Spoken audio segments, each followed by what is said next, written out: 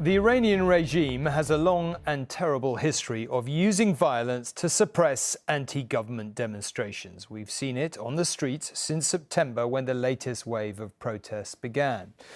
But from behind closed cell doors, we have compiled accounts of something altogether more sinister: claims of sexual abuse and rape used as weapons of war to subdue and punish arrested women and instill fear in any others thinking of protesting too.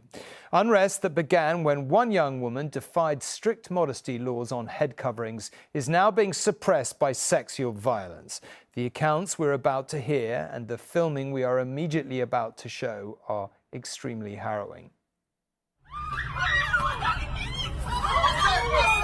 It's the worst thing that you can experience in your life.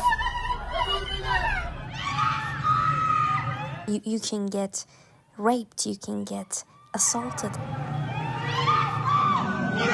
It really is a weapon of power.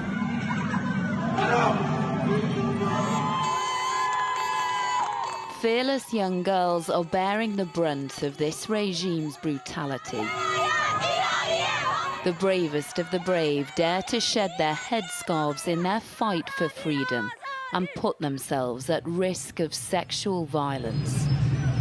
This woman is groped between her legs by government forces in the streets, in public.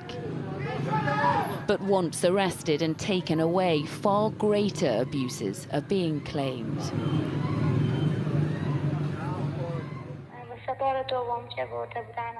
The second time they took me for questioning, they really wanted to scare me. Several women have given us their testimonies. But Zara is still inside Iran, so we are not using her real name. She was arrested for handing out flyers at a protest in October. Once in custody, she says she was sexually assaulted by an interrogations officer. He put his hand inside me. With his other hand, he was touching my breast. I kept shouting and screaming. Zara, are you okay? I'm not well at all. I think about it every night. Zara also had her bones broken. Other women in the prison suffered even more, she told me. There were 3 other women. 2 were raped. They were 18 and 17. Another woman was pregnant. She was beaten so badly, she lost her baby.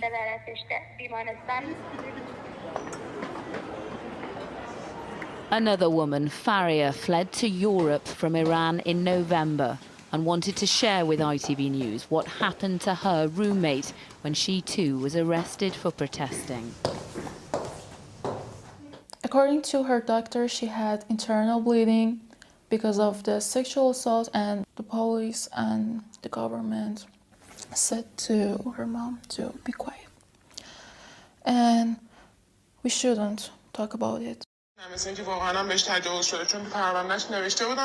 She then played a voice message for me from the medic on duty the day her friend was taken into hospital by police. It explains what was written in her medical records. She confirms 100% that she's raped. The doctors called her mother. They weren't allowed to. But when they called her mother, she was stolen from the hospital because the police realized that she's coming for her.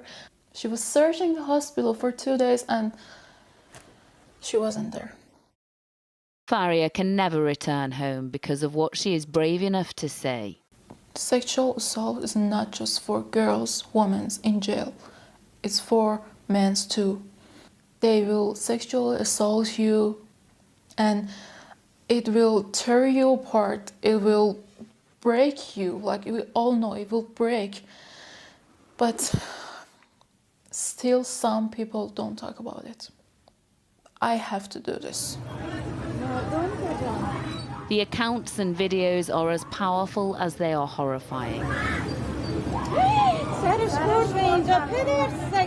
Human rights organisations and lawyers have presented similar findings to ours to the United Nations and continue to gather evidence about sexual oppression.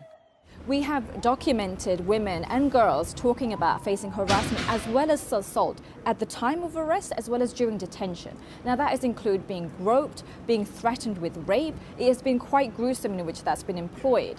And we're seeing the security forces employ that to really humiliate, degrade and deny women their rights. It has to end.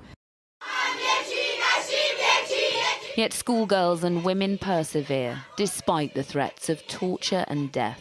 But they desperately want more international support. They believe immorality lies not with a girl who uncovers her hair and protests, but with the government that arrests and abuses her for it.